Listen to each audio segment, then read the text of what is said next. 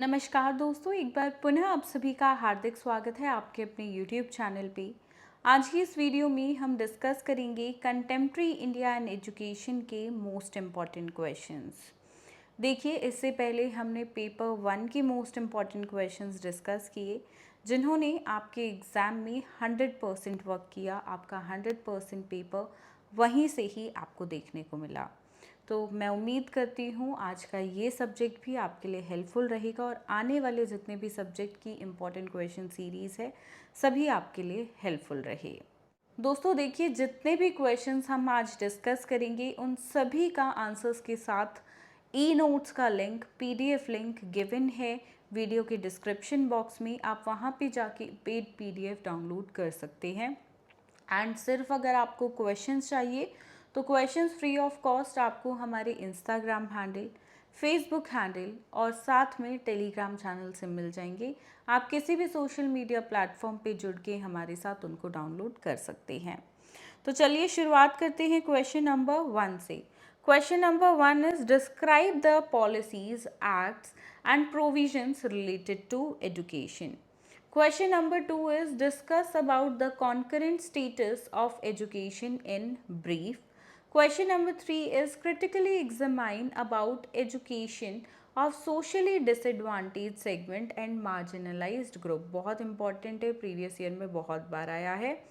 Question number 4 discuss main features of national policy of education 1986. Fixed question है, आएगा ही आएगा। Question number 5 explain main features of national education policy, जिसको 1992 इसको POA programme of action भी बोला जाता है। Next is explain the objectives of national curriculum framework 2005। Again एक फिक्स क्वेश्चन आपका जो हर साल पूछा ही जाता है। Next is question number 7 discuss issues related to universalization of elementary education, MDM, SA, SSA और RMSA। MDM is mid day meal, SSA सर्व शिक्षा अभियान, RMSA is राष्ट्रीय माध्यमिक शिक्षा अभियान। राइट, आगे बढ़ेंगे क्वेश्चन नंबर 8 पे। What do you know about sergeant report 1944? What is the contribution of Sargent report in Indian education system?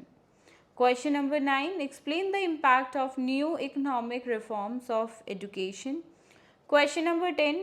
Do critical appraisal of the following. देखिए टोटल ये क्वेश्चन तो है 16 मार्क्स का, 8 में डिवाइडेड है। Secondary education commission 1952-53। Next is Indian education commission 1964-66। Generally देखिए question मेरी observation कहती है 8 मार्क्स में आते हैं, पर ऐसा नहीं है हमेशा, कभी कभी ये 16 में इंडिविजुअली भी आ जाते हैं, तो ध्यानपूर्वक करिएगा। Question number 11 is right a detailed note on vocationalization of education in India. Question number 12 is write in detail about inequalities of education in ancient and modern times. Question number 13 discuss in detail the role of teacher in context of universal education. And 14 question is what is LPG? You have to describe LPG in brief. Here LPG के लिए like ये short form में है liberalisation, privatisation and globalisation. इनके बारे में आपको लिखना है, ये भी एक फिक्स क्वेश्चन है यूनिट 4 से जो आता ही आता है दोस्तों।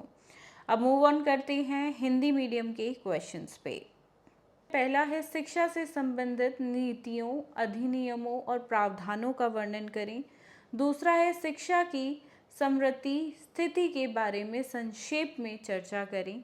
तीसरा प्रश्न है सामाजिक रूप से वंचित वर्गों और हाशिए पर रहने वाले समूह की शिक्षा का समालोचनात्मक परीक्षण कीजिए। Interesting question. अगला क्वेश्चन जो कि आएगा ही आएगा, बिल्कुल फिक्स्ड है, राष्ट्रीय शिक्षा नीति 1986 की मुख्य विशेषताओं की चर्चा कीजिए। अगला प्रश्न है राष्ट्रीय शिक्षा नीति 1992 की मुख्य विशेषताओं की व्याख्या कीजिए। देखिए इसको पीओए प्रोग्राम ऑफ एक्शन भी कहा जाता है। राष्ट्रीय पाठ्यचर्या रूपरेखा 2005 के उद्देश्यों की व्याख्या कीजिए। अगला है प्रारंभिक शिक्षा के सार्वभौमिकरण से संबंधित मुद्दों पर चर्चा करें, एमडीएम, एसएसए और आरएमएसए। अगला है सार्जेंट रिपोर्ट 1944 के बारे में आप क्या जानते हैं यह बताइए, और भारतीय शिक्षा प्रणाली में सार्जेंट रिपोर्ट का क्या योगदान है यह आपको बताना है। अगला प्रश्न है दोस्तों, नवा प्रश्न, शिक्षा के नए आर्थिक सुधारों के प्रभाव की व्याख्या कीजिए। 10वां प्रश्न है, निम्नलिखित का आलोचनात्मक मूल्यांकन करें। पहला है माध्यमिक शिक्षा आयोग 1952-53, देन भारतीय शिक्षा आयोग 1964-66। देखिए जनरली तो ये क्वेश्चन 8 और 8 नंबर में ही आता है, पर कभी कभी ऐसा भी होता है दोस्तों कि इंडिविजुअली ही ये जो क्वेश्चन है वो 16 नंबर का आ जाए, तो आप 16 नंबर के हिसाब से भी प्रिपेयर कर लीजिएगा। 11वां प्रश्न है, भारत में व्यावसायिक शिक्षा पर एक विस्तृत टिप्पणी लिखिए। प्राचीन और आधुनिक समय में शिक्षा की असमानताओं के बारे में विस्तार से लिखिए। अगला है सार्वभौमिक शिक्षा के संदर्भ में शिक्षक की भूमिका का विस्तार से चर्चा करें। आखिरी प्रश्न है, एलपीजी से आप क्या समझते हैं, इसके मुद्दों के बारे में विस्तार से लिखें। तो दोस्तों ये थे यहाँ पे मोस्ट इम्पॉर्टेंट 14 क्वेश्चंस। मैं उम्मीद करती हूँ कि ये क्वेश्चंस आपके लिए हेल्पफुल रहेंगे एंड डेफिनेटली रहेंगे। प्लीज़ इनमें से कोई भी क्वेश्चन स्किप ना करें, इन 14 क्वेश्चंस को अच्छे से ज़रूर करिएगा, टाइम लेकर करिएगा। अगर आपको इनके आंसर्स नहीं मिल रहे हैं तो मैंने इसलिए पीडीएफ लिंक भी आपको वीडियो के डिस्क्रिप्शन बॉक्स में दिया है, वहाँ से डाउनलोड कर लीजिएगा एंड उससे आपको बहुत हेल्प मिलेगी कैसे पॉइंट वाइज आंसर्स लिखने हैं, कैसे फ्लो चार्ट्स बनाने हैं इजी लैंग्वेज में एंड कैसे आपको प्रेजेंट करना है। तो प्रॉपरली हेडिंग्स के साथ मैंने आपको उसी तरीके से आंसर प्रोवाइड कराए हैं। So please download from the videos description box the paid PDF important question with answer e notes PDF, right. So बहुत जल्द मिलेंगे किसी नई वीडियो में दोस्तों। कौन सी नई वीडियो? लर्निंग एंड टीचिंग की, और उसके बाद पेडागोजी सब्जेक्ट्स की आएगी। आप किन पेडागोजी सब्जेक्ट्स पे इंपॉर्टेंट क्वेश्चंस की वीडियो देखना चाहते हो मुझे कमेंट सेक्शन में लिखकर अपने पेडागोजी सब्जेक्ट ज़रूर बताइएगा। हम उसके बाद पेडागोजी सब्जेक्ट्स के भी मोस्ट इम्पॉर्टेंट क्वेश्चंस को डिस्कस करेंगे।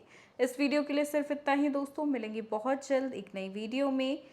आप हमारे चैनल के साथ जुड़े रहिएगा, उसके लिए सब्सक्राइब कर लीजिए, साथ में बेल आइकन को प्रेस कर लीजिए। वीडियो पसंद आई हो तो लाइक कर दीजिएगा, कोई क्वेरी हो तो कमेंट करिएगा और फ्रेंड्स के साथ शेयर करना बिल्कुल मत भूलिएगा। धन्यवाद। पढ़ते रहिए, पढ़ाते रहिए।